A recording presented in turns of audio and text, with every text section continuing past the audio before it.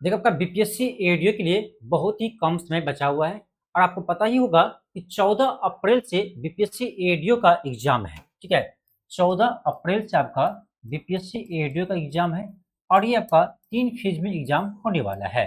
तो 14 अप्रैल से आपका एग्जाम है, तो कह सकते हैं आपका लगभग आपका अभी 10 से 12 दिन का समय बचा हुआ है। ठीक है, क्योंकि 1-2 दिन पहले भी आपको सेंटर पर जाना पड़ेगा। ठीक है, तो मान कर चलते हैं कि मात्र अभी आपका 10 से 12 दिन का समय बचा हुआ है और 10 से 12 दिन के समय में आपको अब क्या करना चाहिए, इस पर ही हम चर्चा करेंगे। ठीक है, 10-12 दिन के अंदर आपको क्या करना चाहिए, इसी को आपको इस पर हम चर्चा करेंगे। ठीक है, किस तरह से आप अपने मार्क्स में इंप्रूवमेंट कर सकते हो, अभी क्या करना चाहिए, क्या नहीं करना चाहिए, इसी पर हम चर्चा करने वाले हैं।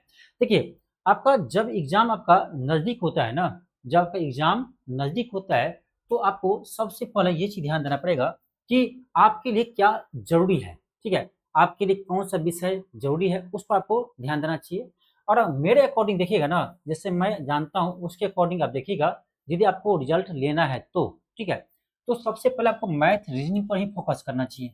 जो आपका मेन पेपर है आपका देखो मैथ रीजनिंग का। ठीक है, तो ये मैथ रीजनिंग में इसलिए ज़्यादा फोकस करना चाहिए, इसका कारण है क्योंकि मैथ रीजनिंग में ही आप चाहे ना आप 100% आप स्कोर कर सकते हो। ठीक है, यानी हम कह सकते हैं इसमें आपका 90 प्लस मार्क्स आप मैथ रीजनिंग में ला सकते हैं। ठीक है, हम ये नहीं करें कि सभी लाएंगे। ठीक है, लेकिन जिसको सिलेक्शन लेना है, मान लीजिए जिसका जीएस पोर्शन वीक है, ठीक है, उसको तो मैथ में अच्छे नंबर लाना पड़ेगा। ठीक है, और इसलिए मैथ रीजनिंग आपको ज्यादा फोकस करना चाहिए। और कोई कोई स्टूडेंट होगा उसमें 99 भी ला सकता है, 100 भी ला सकता है। ठीक है, एसएससी वाले स्टूडेंट ला सकता है आसान से। ठीक है, तो मैथ तो बहुत अच्छा होगा, लेकिन एसएससी वाले के जीएस खराब होते हैं। ठीक है, या एवरेज होते हैं, तो उसमें जीएस में वो पीछे चले जाएंगे। तो यही फायदा है इसमें कि आप कोई भी आप बीपीएससी का ही स्टूडेंट हो, यदि मैथ रीजनिंग आपका अच्छा नहीं है तो उसमें रिजल्ट नहीं होगा, कितना भी आपका जीएस अच्छा है। तो हम यही कहेंगे कि अभी जो समय बचा है ना, उसमें क्या कीजिए, मैथ रीजनिंग पर प्रैक्टिस कीजिए। हो सके आप चैप्टर वाइज कुछ क्वेश्चन को बना लीजिए, या हो सके आप सेट वाइज क्वेश्चन को बना लीजिए। ठीक है, हम तो यही कहेंगे कि चैप्टर वाइज कुछ क्वेश्चन बना लीजिए जरूर है। ठीक है, जितने भी टाइप के क्वेश्चन आते हैं उसमें चैप्टर वाइज आप पहले बना लीजिए। ठीक है, इससे आपका मैथ रीजनिंग यहाँ से प्रैक्टिस हो जाएगा। तो मैथ रीजनिंग पर आपको ज्यादा फोकस करना है। बात रहा आपका जीएस का। ठीक है, जीएस पेपर का, तो जनरल स्टडीज, जो आपका जनरल स्टडीज पेपर होगा ना, देखो दोनों का वेटेज सेम है, ये भी 100 मार्क्स का है और ये भी 100 मार्क्स का है। लेकिन जीएस में क्या है ना, कि जीएस में आपका इसमें आपको एक सब्जेक्ट नहीं पढ़ना पड़ता है, 2 सब्जेक्ट नहीं पढ़ना पड़ता है, इसमें आपको हिस्ट्री पढ़ना है, पॉलिटी पढ़ना है, ज्योग्राफी पढ़ना है। ठीक है, और आपका सबसे ज्यादा जो आपको मार्क आता है वो आपका करेंट फेयर है, करेंट फेयर भी पढ़ना है।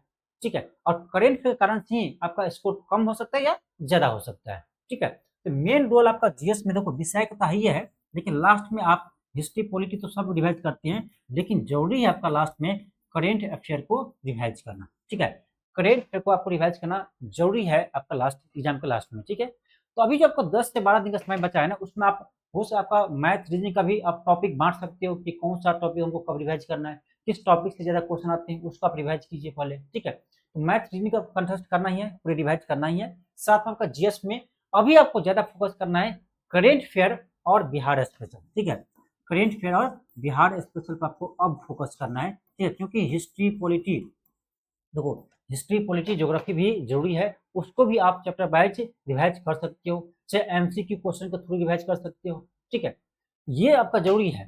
करेंट फेयर बिहार स्पेशल पर अभी ज्यादा फोकस करना है, इधर आपका मैथ रीजनिंग पर ज्यादा फोकस करना है। ठीक है, और इसमें एक चीज और है, लैंग्वेज पेपर जो है ना, जो आपका क्वालिफिकेशन, जो आपका क्वालिफाई वाला पेपर जो है आपका, यानी हिंदी इंग्लिश का, इसमें भी डर है क्योंकि इसमें भी 1/3 निगेटिव है। देखो इसमें आपका 1/3 निगेटिव तो है ही, आप जानते होंगे। ठीक है, 1/3 निगेटिव है, इसमें भी आपका 1/3 जो है आपका क्या है, निगेटिव है। लेकिन आपका जो लैंग्वेज पेपर होगा ना, जो आपका लैंग्वेज पेपर होगा जिसमें आपका हिंदी इंग्लिश होगा, ये भी, इसमें भी आपका क्या है, इसमें भी आपका 1/3 निगेटिव है। इसीलिए आप इस हिंदी इंग्लिश को आप इग्नोर नहीं कर सकते हो। ठीक है, जो क्वालिफिकेशन वाला जो आपका सिर्फ क्वालिफाई पेपर है आपका हिंदी इंग्लिश का, उसको भी इग्नोर नहीं कर सकते हो। और आपको पता ही होगा 100 में आपका 30 क्वेश्चन रहेगा इंग्लिश का। ठीक है, 30 क्वेश्चन रहेगा इंग्लिश का, इसमें से आपको कितना नंबर लाना है, 30% लाना है, यानी 9 मार्क्स लाना है। ठीक है, 9 मार्क्स आपको इंग्लिश में लाना है, और हिंदी में रहेगा आपको कितना 70, यानी 70 में से आपको 21 मार्क्स लाना है, 30%, और दोनों में निगेटिव है। इसीलिए आपका बहुत जरूरी है कि लैंग्वेज पेपर पे भी आपको ध्यान देना पड़ेगा, इसको आप इग्नोर नहीं कर सकते हैं। नहीं तो ऐसा होगा कि आप मैथ में कर लिए 99 90 स्कोर, जीएस में 80 स्कोर, बहुत अच्छा स्कोर है, लेकिन आपके लैंग्वेज पेपर में फेल है, तो आपका कोई भी इसका यानी कोई इसका वैल्यू नहीं रहेगा, ठीक है, कोई वैल्यू रहेगा। इसलिए लैंग्वेज पेपर को भी आपको देखना जरूरी है। इसलिए लैंग्वेज पेपर का भी आप प्रैक्टिस करते जाइए। लैंग्वेज पेपर कभी आप डेली प्रैक्टिस कीजिए, कुछ क्वेश्चन बनाइए, या एक आप छांट लीजिए कभी कि हमको आर्टिकल पढ़ना है, कभी हमको टेंस पढ़ना है, कभी हमको ऐसे पढ़ना है, तो टॉपिक वाइज छोटा छोटा करके पढ़ सकते हो डेली। उसी तरह आप हिंदी में कर सकते। हिंदी तो मुझे लगता है सब पास कर जाएंगे, इंग्लिश में बहुत ज़्यादा स्टूडेंट का डर रहता है, इसलिए हम इंग्लिश का 5-6 सेट आपको पहले ही करवा रखे हैं, जो बीपीएससी द्वारा पूछा गया है, उसको भी आप रिवाइज कर सकते हो उससे। हमको लगता है उसी टाइप का क्वेश्चन आएगा, लेकिन बहुत सारे स्टूडेंट कमेंट किए कि सर इतना ईजी नहीं आएगा। भाई ईजी नहीं आएगा तो निगेटिव नहीं करते। यदि पेपर उतना इजी नहीं आएगा तो निगेटिव उसमें नहीं रखते, पेपर हार्ड देंगे ऊपर से निगेटिव देंगे, ऐसा नहीं होता कभी आपको क्वालिफाई पेपर में, ठीक है। क्वालिफाई पेपर जो होता है ना, उसमें क्वेश्चन भी हार्ड दे दे, निगेटिव भी कर दे, ऐसा कभी कभी होता है, ऐसा हो ही नहीं सकता है, ठीक है। इसलिए इतना समझ के जाओ कि पेपर इजी ही आएगा, लेकिन फिर भी निगेटिव है तो डर तो है, प्रैक्टिस तो करना ही है। इसलिए लैंग्वेज पेपर पर प्रैक्टिस करना है, और मैथ रीजनिंग पर डेली आप डेली उसको रिवाइज कीजिए। मैथ रीजनिंग को 50 क्वेश्चन कम से कम डेली बनाइए, 50 क्वेश्चन 100 क्वेश्चन डेली बनाइए एग्जाम तक, तभी आप मैथ रीजनिंग पर हाथ फास्ट कर पाएंगे, तभी आपका सिलेक्शन होगा। मुझे तो यही लगता है। हाँ, जीएस पेपर में आप एवरेज मार्क लाएंगे, मैथ अच्छा खासा है, मैथ रीजनिंग, तो आपका सिलेक्शन हो जाएगा, ठीक है, आपका सिलेक्शन हो जाएगा। तो इसी चीज को ध्यान रखना है। और जीएस के लिए आपको करेंट अफेयर का क्लास हम आपको इसी चैनल पर करवा रहे हैं, अभी रिवाइज करवा रहे हैं, और आपका ये क्लास भी हम आपको करवा रखे हैं, ठीक है। इसका आपका पेड क्लास भी चलता है, ठीक है, तो उसका भी नहीं दिक्कत है। आप चाहो तो आप एलके क्लासेस ऐप पर जाकर ये एडू के लिए ना आप एक क्विक रिवाइज के रूप में क्लास भी कर सकते हो एलके क्लासेस ऐप पर, ठीक है। एलके क्लासेस ऐप पर मात्र 200 अध्याय में आपको यानी पूरे आपको रिवाइज हो जाएगा, हर विषय कर सकते हो। या सिर्फ करेंट पढ़ना चाहते हैं यहाँ पर तो आप करेंट पढ़ सकते हो, यूट्यूब पर भी क्लास चल रहा है आपका करेंट अफेयर का, करेंट अफेयर का फ्री में भी आपको यूट्यूब पर क्लास चल रहा है, और आपको एलके क्लास ऐप पर थोड़ा सा डीप में क्लास करवाते हैं, यहाँ से भी आप कर सकते हैं, ठीक है।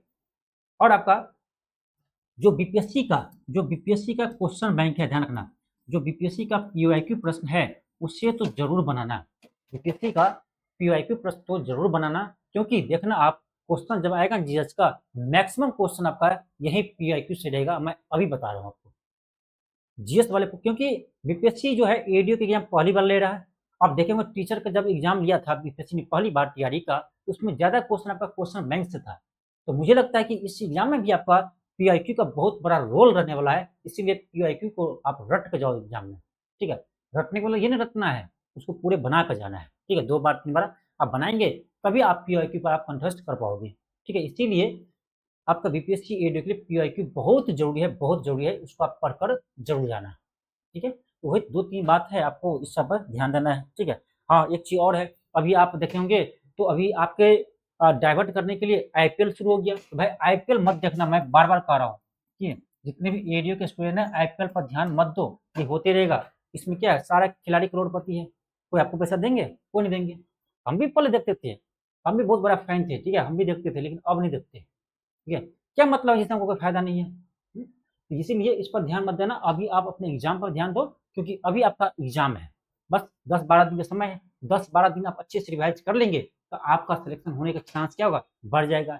यही 10-12 दिन आप आईपीएल में लग जाएंगे, ठीक है, तो आपका जो भी अभी तक पढ़े होंगे, ठीक है, जो भी आपका अभी तक स्कोर आता होगा वो घट ही जाएगा, ठीक है। इसलिए दूसरे चक्कर में अपने समय बर्बाद नहीं करना है। ऐसे मैं जानता हूँ आप लोग सभी समझदार हैं, ठीक है, ये सब काम नहीं करेंगे, फिर भी फ्री होता रहो, अपना समय इसमें बर्बाद मत कीजिए, ठीक है। यही कहेंगे कि आप इस सभी विषय पर फोकस कीजिए, आपका यानी और रिवाइज कीजिए, जितना हो सके आप रिवाइज कीजिए, और इस विषय पर फोकस कीजिए। आपको मैथ रीजनिंग बहुत जरूरी है, बार बार हम बोल रहे हैं, मैथ रीजनिंग आपके सिलेक्शन के लिए बहुत जरूरी है, इसमें अच्छा स्कोर करना। दूसरी बात, जीएस पेपर अच्छा तभी कर पाएंगे जब आपका करेंट अफेयर और बिहार स्पेशल मजबूत हो, ठीक है। और इस दोनों के लिए हम आपको इसी यूट्यूब चैनल पर आपको क्लास करवा रहे हैं, ठीक है, क्लास करवा रहे हैं। और होगा तो हम सोच रहे हैं 1-2 दिन के बाद आपका मैथ रीजनिंग का भी 50 क्वेश्चन आपको हम करवाएंगे यूट्यूब पर, ठीक है। मैथ रीजनिंग का भी आपको हम 50 क्वेश्चन आपको इसी चैनल पर करवाएंगे सेट के रूप में, जिससे आपको क्या हो, प्रैक्टिस भी हो जाए। ठीक है, प्रैक्टिस भी हो जाए, ये भी हम करवाने वाले हैं।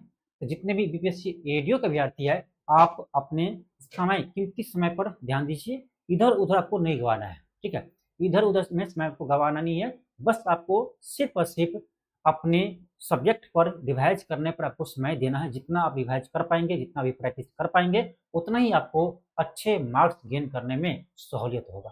ठीक है, यही कहना चाहेंगे। बहुत सारे स्टूडेंट मुझे कॉल करके या कमेंट करके, ठीक है, बोल रहे थे कि सर आप उसको कुछ बताइए कि बीपीएससी एडीओ के लिए हम 10 दिन में अभी क्या करें। तो 10 दिन में कोई नया चीज़ हम पढ़ेंगे तो ऐसा तो होगा नहीं। तो जो चीज़ हम पढ़े हैं या सब्जेक्ट है, उसको आप रिवाइज कर सकते हैं। जो टॉपिक आपको किसी सब्जेक्ट में छूट गया, यहाँ से क्वेश्चन आते हैं, उसको आप रिवाइज कर सकते हो। लेकिन करेंट अफेयर, बिहार स्पेशल, इस पर आपको ज़्यादा ध्यान देना है अभी के समय में। और मैथ रीजनिंग पे प्रैक्टिस करें। मैथ रीजनिंग कितना भी आपको आता है ना, जब तक आप प्रैक्टिस नहीं करेंगे, आपका नंबर गेन नहीं होगा। ठीक है, इसीलिए प्रैक्टिस करना बहुत जरूरी है। ठीक है, प्रैक्टिस करना बहुत जरूरी है। तो हमारे चैनल जो है आपका न्यू ऑक्सफोर्ड एजुकेशन, उससे आप जुड़े रहिए। आपके बीपीएससी एडीओ के लिए हम एग्जाम तक पूरे, यानी अपने पूरे, यानी जी जान लगा कर आपको क्लास करवाएंगे। जितना हो सकेगा उतना आपको हम हेल्प देंगे। ठीक है, जितना हो सकेगा उतना आपको हम क्लास करवाएंगे। इसीलिए आप इस चैनल को सब्सक्राइब तो कर ही लीजिए और इस चैनल से आप जुड़े रहिए। ठीक है, क्योंकि आगे आपका बाद में बीपीएससी भी है, उसके लिए भी आपको हम क्लास करवाएंगे। ठीक है, तो चलिए आपको मिलते हैं नेक्स्ट क्लास में। आज के लिए इतना ही। थैंक यू, धन्यवाद।